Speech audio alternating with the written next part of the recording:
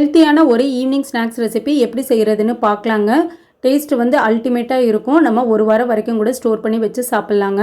First இந்த recipe செய்கிறதுக்கு வானலியில் 1 table spoon அளவுக்கு நெய் வந்து சேர்த்துக்கிறேங்க. 1 கப் அளவுக்கு சிவப்பு அவல் வந்து எடுத்துருக்கேங்க. மிதமான தீயில வச்சு அவலை நல்லா இந்த அளவுக்கு வறுத்து எடுத்துக்கோங்க. இப்போ அதே வானலியிலேயே 1 டேபிள் ஸ்பூன் அளவுக்கு நெய் சேர்த்துருக்கேங்க. பாதாமும் முந்திரி பருப்பும் கொஞ்சம் எடுத்துருக்கேங்க. நெய்யில் நல்லா இந்த அளவுக்கு வறுப்பட்டதுக்கப்புறம் அதே வானலியிலேயே 3 டேபிள் ஸ்பூன் அளவுக்கு தேங்காய் துருவல் சேர்த்துக்கலாங்க. தேங்காய் துருவல் நல்லா இந்த அளவுக்கு வறுப்பட்டு வந்ததுக்கப்புறம் இதை எடுத்து நம்ம தனியாக வச்சுக்கலாங்க. வந்து நம்ம மிக்ஸி ஜாரில் மாற்றியாச்சுங்க.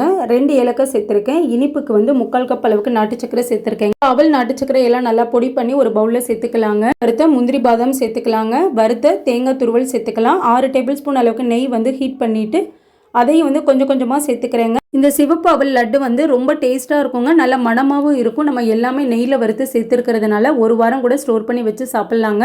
கண்டிப்பாக ட்ரை பண்ணி பாருங்கள்.